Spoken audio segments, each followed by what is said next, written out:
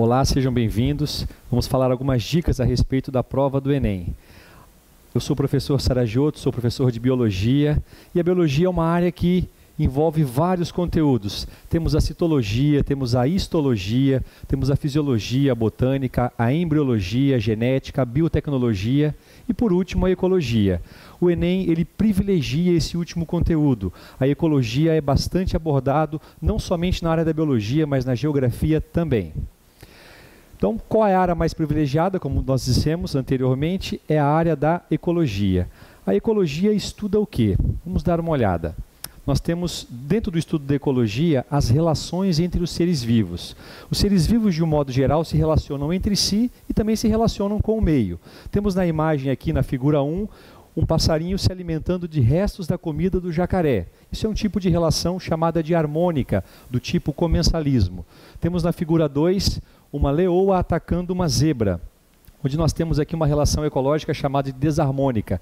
Quando dizemos que é harmônica ou desarmônica? Se no relacionamento entre os seres vivos há prejuízo para algumas das partes, essa deve ser chamada de desarmônica. Quando não há prejuízo, é classificada como harmônica. No caso da figura 2, é chamada de predatismo, portanto desarmônica. Já na figura 3, observamos dois animais, dois cervídeos competindo entre si, são da mesma espécie. Existe também uma relação desarmônica chamada de competição interespecífica. Já na figura 4, estamos visualizando a raiz de uma leguminosa. Leguminosas são as plantas que produzem vagem, como a soja e o feijão. Dá para verificar que nessa raiz há a presença de nódulos, pequenas bolinhas. Ali nós temos bactérias associadas a essa raiz. Esse tipo de relação é chamada de harmônica, do tipo mutualismo. As bactérias ajudam a planta e a planta ajuda a bactéria. Já na figura 5, observamos uma bromélia. Essa bromélia está sobre o caule de uma árvore. Embora uma planta esteja sobre a outra, esse tipo de relação é tratada como harmônica, porque a bromélia só usa a planta como suporte. E na última figura, a figura número 6, presenciamos o ácaro, que é um animal muito pequeno, mas que come a pele humana ou a pele de outros animais. Ele é tratado como um parasita, portanto, uma relação desarmônica. O Enem também gosta muito de gráficos, né? Os gráficos relacionados com o assunto que eu acabei de abordar, relações ecológicas. Vamos dar uma olhada em algum deles. Esse primeiro que aparece, a linha mais clara corresponde à linha das presas e a linha mais grossa à linha do predador. Sempre o predador e presa é uma relação bastante lembrada em provas do Enem. E você nunca pode esquecer, a relação é: deve existir mais comida do que comedor. A linha mais fina, que sobe mais vezes, esta é a linha da presa. Mas ao mesmo tempo que a linha da presa sobe, a do predador acompanha. Quando a linha da presa diminui, a linha do predador também diminui. Não podemos esquecer essa relação. Tem que ter maior oferta de comida do que comedor. Quando a linha do predador sobe, a da presa desce. Quando a da presa sobe, aí o predador acaba acompanhando. Gráfico de predador e presa bastante lembrado. Temos ainda um outro gráfico que mostra uma relação ecológica. Inicialmente os seres vivos estão separados um do outro, dá para verificar, né? Como está dizendo no gráfico, isolados, a letra A e a letra B representam indivíduos crescendo separadamente. Já no gráfico à direita, verificamos que eles foram reunidos. Ao serem reunidos, a população de ambos aumenta, o que dá a entender que essa relação é tratada como harmônica, podendo ser chamada de protocooperação. Protocooperação é aquele tipo de relacionamento onde eles podem se ajudar, mas também podem viver separados. O gráfico adiante mostra 4 espécies, A, B, C e D. Inicialmente, à esquerda de vocês, verificamos a presença deles se desenvolvendo isoladamente. E quando colocados juntos, a espécie A e a espécie B, verifica-se uma redução em ambas. Como interpretar isso? Como está escrito aí, é um caso de competição interespecífica. A competição, normalmente alguém vai levar uma vantagem, mas tanto aquele que levou vantagem quanto aquele que levou a desvantagem, ambos sofrem. Por exemplo, se nós não tivéssemos o competidor, o primeiro indivíduo poderia se desenvolver mais. Então nós temos numa competição interespecífica, por mais que exista um vencedor, no caso ali a letra A, o indivíduo representado pela letra A, pela letra B desenvolveu-se menos. Mas se você verificar verificar no primeiro gráfico, o indivíduo representado pela letra A, ele estava numa posição mais elevada. Então, relembrando, a competição, por mais que tenha um vencedor, ela é considerada negativa para ambos, ou seja, ambos poderiam crescer muito mais. No próximo gráfico, temos aí o relacionamento do indivíduo C com o indivíduo D. Verifica-se que o indivíduo C teve um grande sucesso, enquanto o indivíduo D, inicialmente ele cresceu e depois ele declinou até praticamente ser eliminado do ambiente. Parece ser um gráfico de competição, mas normalmente, quando verificamos a presença de um aumento muito grande de um indivíduo com a redução drástica do outro, pode ser uma prática chamada de amensalismo. O amensalismo é uma relação interespecífica, onde um indivíduo prejudica o outro, liberando substâncias químicas que atrapalham o outro a se desenvolver. O exemplo clássico disso aparece nesse slide. É o exemplo chamado de maré vermelha, quando algas, ao se multiplicarem no ambiente, liberam toxinas que acabam impedindo o crescimento de outros seres vivos, causando a morte em grande escala, como verificada na imagem abaixo, onde muitos peixes morreram após o fenômeno da maré vermelha. Se voltarmos um pouquinho, dá para verificar que no último gráfico, à direita de vocês, tanto a espécie A quanto a espécie B continuaram no mesmo patamar inicial. O patamar inicial aparece no primeiro gráfico à nossa esquerda, tanto A quanto o C, eles se apresentam na mesma posição do que esse último gráfico à direita. Então, se o A e o C não sofreu alteração ao ser colocado junto, é sinal que eles não competem entre si. Não existe o que a gente chama, eles não ocupam o mesmo nicho ecológico. Eles vivem, apesar de viverem no mesmo ambiente, eles não ocupam as mesmas funções. Então não competem, podendo não haver alteração na sua população. Além das relações ecológicas trazidas até aqui, tem um outro assunto muito comentado no Enem, um outro assunto muito lembrado no nosso cotidiano, que é a respeito do lixo urbano. Eu não sei se para a maioria de vocês isso é comum, mas eu imagino que poucos consigam reconhecer a cor das lixeiras em relação ao tipo de lixo que deve ser colocada nela. Como mostra no gráfico, na imagem, nós temos aqui, para resíduos perigosos, cor laranja, resíduos não recicláveis, cor cinza, resíduos orgânicos como cascas de fruta, restos de alimento, temos a imagem marrom, o slogan marrom, o metal seria o amarelo, o papelão seria o azul, a madeira cor preta, resíduos hospitalares branco com imagem preta, resíduos radioativos cor de rosa, o lilás, vidro verde e o vermelho plástico. O que é mais comum nós encontrarmos na cidade é o metal, que é o amarelo, o papelão, que é azul, o vidro, que é o verde, e o plástico, que é o vermelho. Esses são os mais comuns, e o orgânico também. Essa representação aborda um assunto muito atual, que é a coleta seletiva do lixo, que infelizmente ainda não acontece na nossa cidade. Por que é importante essa coleta seletiva? Porque só assim nós teremos condições de fazer a reciclagem, que é um tema tão necessário, um tema tão atual. Vamos dar uma olhada em algumas questões envolvendo o lixo. Olha a primeira delas. Uma alternativa satisfatória para resolver o problema do lixo urbano consiste na utilização de um método no qual os restos orgânicos são convertidos a um produto final que pode servir como fertilizante para o solo. Neste caso, materiais tais como plásticos, vidros e metais devem anteriormente ser separados do lixo orgânico.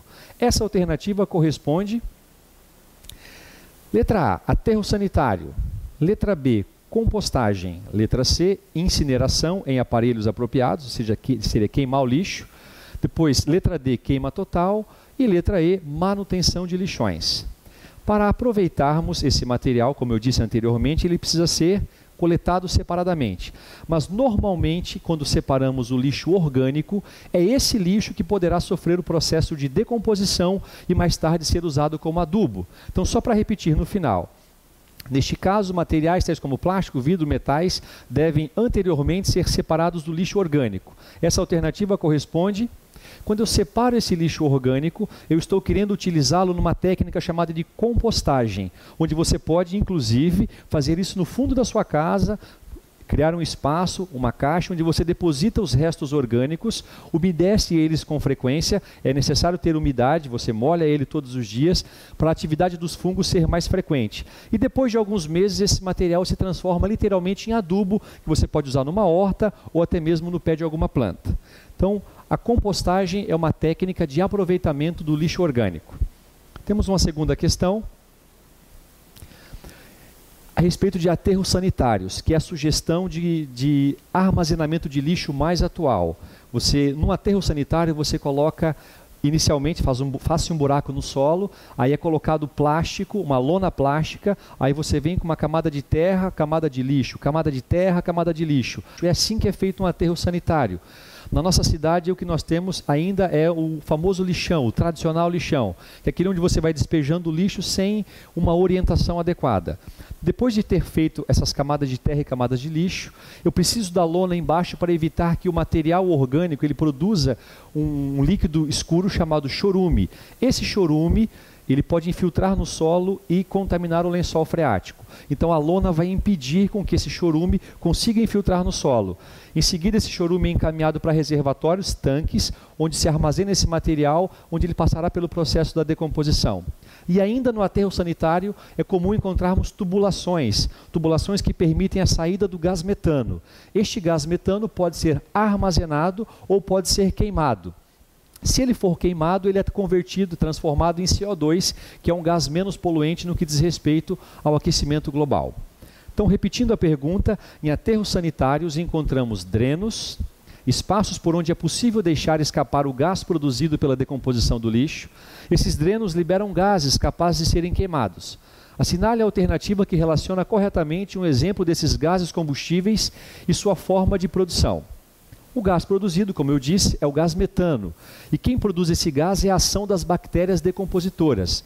Como essas bactérias estão no subsolo, cobertas por terra, essas bactérias não usam oxigênio, são chamadas de anaeróbicas. Então a nossa opção seria o metano, que é produzido por bactérias anaeróbicas. E uma terceira questão a respeito desse assunto. No Brasil, parte do lixo domiciliar é enviado para lixões. Como eu disse, lixões são aqueles reservatórios onde os caminhões chegam e simplesmente despejam lixo sem nenhum tipo de cuidado. Repetindo, no Brasil, parte do lixo domiciliar é enviado para lixões, o que compromete bastante o meio ambiente. Entre os fatores que justificam esse comprometimento estão, primeiro deles, a infiltração de materiais no lençol de água subterrânea. Lembra que eu disse do chorume? O chorume é um material, como se fosse uma água preta, que infiltra no solo e pode atingir o lençol freático, causando a sua contaminação. O primeiro está correto. A liberação de gases tóxicos também é uma coisa comum nos lixões. E por último, a proliferação de roedores e insetos. Roedores como ratos, por exemplo, e insetos frequentam muito esse ambiente e podem transmitir doença. Então temos 3 opções como corretas. A quarta questão, estamos quase acabando. Nos países desenvolvidos, uma pessoa produz em média cerca de 2,5 quilos de lixo por dia.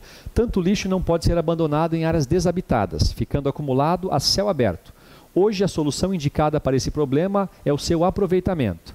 Assinale a opção que apresenta 2 produtos que podem ser obtidos da reciclagem do lixo. Lembrando que nós temos a parte capaz de ser reciclada e a parte que não é reciclada. A parte reciclável pode ser metais, plásticos, até mesmo a madeira. E a parte não reciclável seria, a parte reciclável também poderia ser o material orgânico. Do material orgânico, nós temos a transformação dele em adubo e também no processo de decomposição a produção do gás metano. Então na letra A, detergente e herbicida, não. A letra B, metano e adubo seria a nossa resposta correta. O metano como produto da decomposição e o adubo que pode ser usado em hortas, pode ser usado em pastagens ou até mesmo em grandes plantações.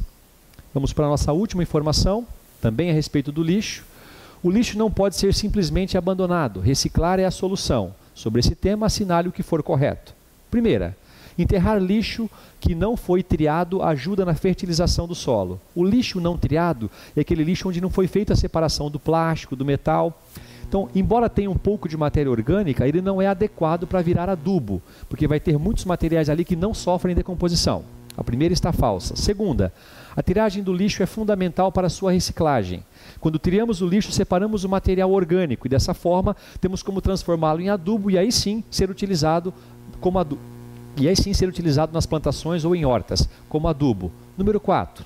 Os biodigestores processam a degradação, fração orgânica do lixo, gerando metano. Biodigestores são locais onde se armazena o material orgânico do lixo e ele fica sofrendo decomposição. As bactérias ficam atuando nele. E nesse processo eles liberam gases, como por exemplo o gás metano. Então os biodigestores processam a degradação da fração orgânica do lixo, gerando o gás metano. O item 4 é verdadeiro. E por último, penúltimo, os resíduos sólidos resultam da biodigestão da fração orgânica do lixo.